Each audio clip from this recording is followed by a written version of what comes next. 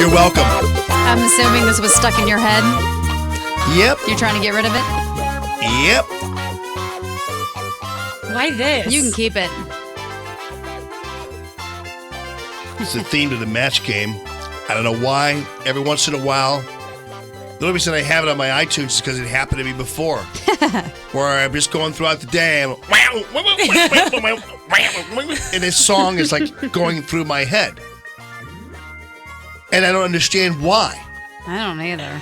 I knew it had to be the guitar part that wow. It's a great song. Da, da, da, da. I wonder what the words are. It'd be great if somebody made lyrics to this theme.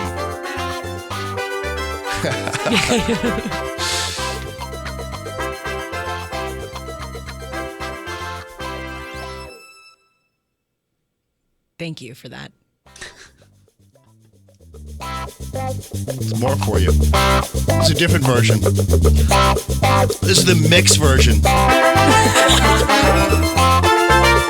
bizarre. Yeah, so you're going to be thinking about this all day long. Thank you. Are you going to do the horn version? Ba, ba, ba, ba, ba, ba, ba, ba. Are you going to do this version? This part of it? Or are you going to do like me and have the wow? Wow, wow, wow, wow. You're going to do wow, wow, wow. That one part of it? Everybody's going to be doing it at the office today? Or are you going to do the horn section? Which one? Just choose an instrument. You're stuck in your head all day long. Keith, what's going on, man? How you doing? After that music, I don't know. Right on. No, It's the Mets game. Going to comment on the fact the Secretary of State, Trump could pull a Vietnam vet off the street and make him Secretary of State. Yeah, he wouldn't kill an ambassador and lie about it afterwards, in all likelihood. Ladies and gentlemen, Doug Giles.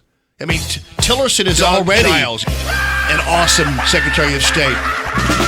It's only through your show, your Clash Daily, other sources for news, would you even get that kind of intel?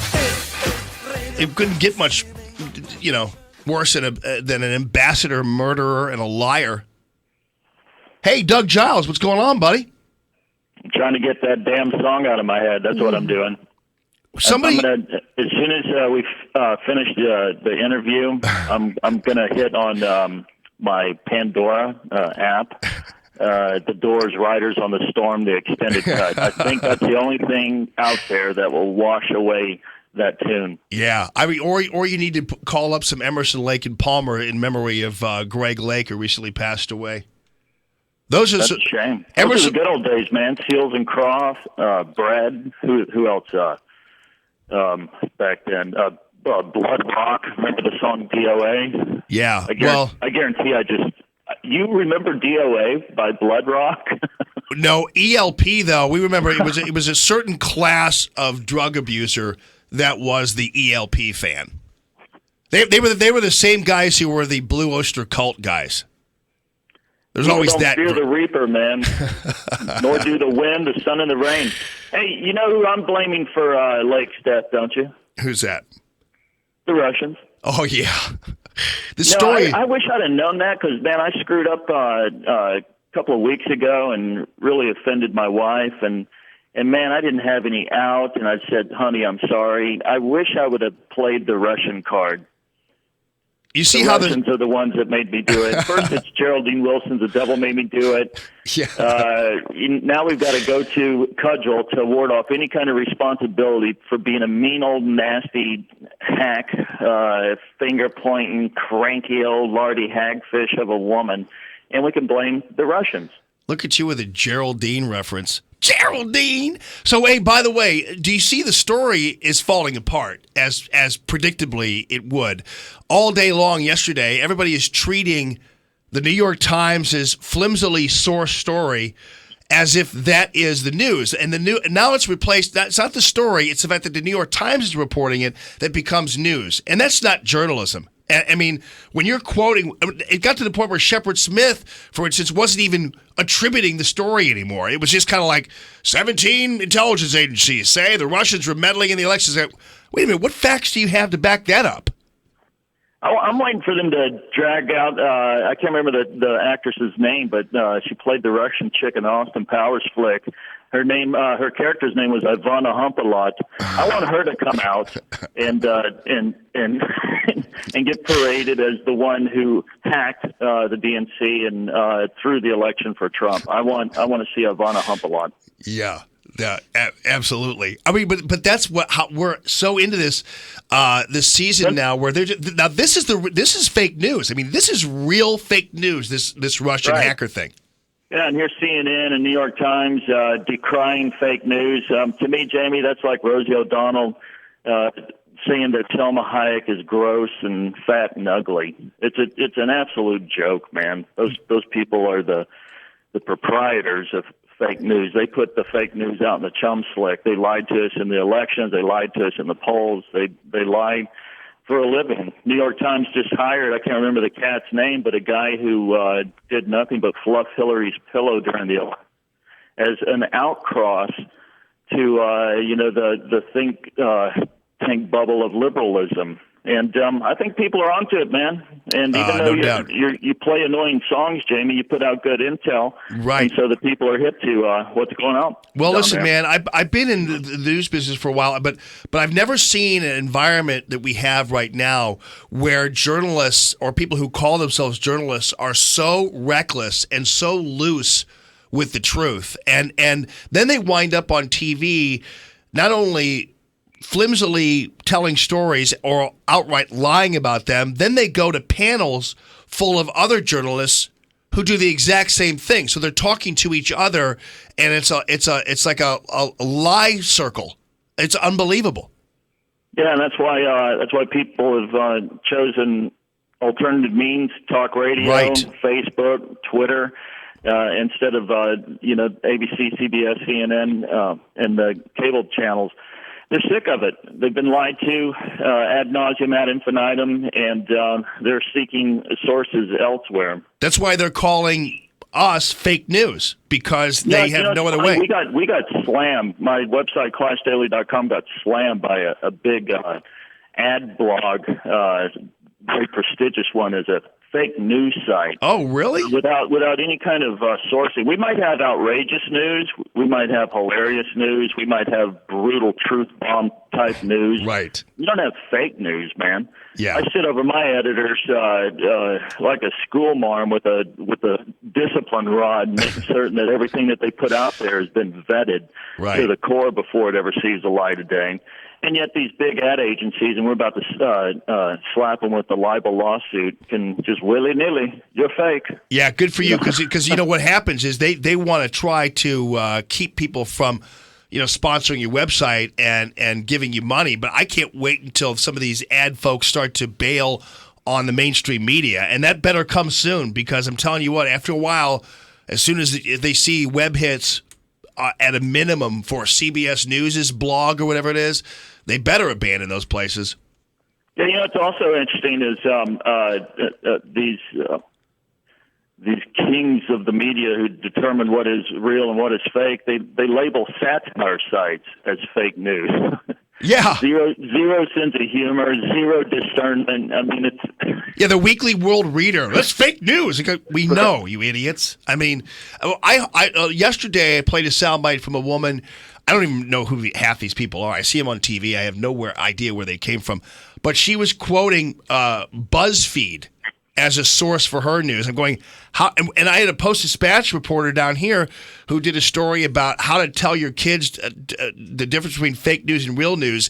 And she said a recent study, and never cited the source of the recent study, but it was BuzzFeed, which is, you talk about fake news or liberal left-leaning news. BuzzFeed is just that. Yeah, that's bubblegum left, TMZ type, National Enquirer slop. Yeah. Hey, did you see Hamas is celebrating and parading little children, celebrating its 29th year in existence, and they've got the kiddos with a semi-automatic rifle marching their little Muslim backside down the streets. waving to all the onlookers. And that's while Jamie, our college crybabies are in the classroom with their deep V-neck shirts and their man buns and skinny jeans bemoaning Trump's victory still. And here's the thing that worries me, brother, is that those little squabs across the pond, man, they love death. And our college crybabies, they love frappuccinos. Yeah, and that's not usually a good combination, as the frappuccino ingesters wind up being the ones on the other end of the spear, so to speak. Yeah, and it's it's a scary thing, and I don't, I'm not a proponent of get your kids semi-automatic rifles and teach them to do belly crawls under some barbed wire and stuff. But man, it would do us well. It would behoove our nation for us to toughen up a tad, because even though Trump's elected, these guys are implacable. They're going to be a constant threat, and the softening of the male collective does nothing but undermine the chutzpah of our country. So parents, this Christmas, give your kids some testicular fortitude, por favor. Yeah. How's your coloring book doing, buddy? It broke, I think I told you this. I can't remember. I'm not losing my mind, just my memory. I need some Prevagen. It broke the top 100, went to 19 in energy and healing, which we put in that category just to jack with everybody. Is that where it is? So all the books that Deepak Chopra and Tony Robbins and all the other gurus have out there, we're number 19 in the world, man. This is silly stuff. In energy and healing sections? Energy and healing. I figured that, the college kids, they look a little mopey. They need some energy. That's what the coloring book and pussification for. And healing, Jim, I'm a good man. I'm a benevolent man, and I want to take their wounded and shattered and fractured heart, and I want to take that kaleidoscope and bring it together, and that's the reason why I wrote pussification in the coloring book for college crybabies. I'm that kind of a guy. That's so awesome. The coloring book for college crybabies is in energy and healing, and pussification is in gender studies. Yeah, we're still rattling around the top 10 after 4 months on pussification in gender studies, and that's got to blow the liberal lunatic's mind. I love it. They've got books on transgenderism, fashion tips, for morphing from male to female for the dudes and stuff, and just the most outrageous books on men known to the planet. And mine is right there in the top 10. Jamie, it's a Christmas miracle. Hey, what's your favorite Van Halen song, by the way? I think it's Jump, probably. Well, I would think it's Jamie's Crying. Yeah, I know, but no. I actually had... okay, you and I kind of grew up in the same fashion, recklessly, and I had a cat named Van Halen. Oh, man. I know. Did it eventually split up? No, but, it blows smoke in its face and all that. It was that kind of thing. So It's you got things I your cat regret. high? Is that what you're saying? No. To the public? No, I was just saying. But I had a cat named Van Halen. That's how ate up I was. So, right. All right, buddy. Listen, at Doug_Giles, ClashDaily.com, and make sure you get the coloring book for crybabies. It's an excellent one, and pussification is outstanding. Thank you, brother. Yep. Watch out for them Russians, man. Yes, sir. I'll talk to you next week, man. Thanks. Cheers. All right. It's Common Sense Radio.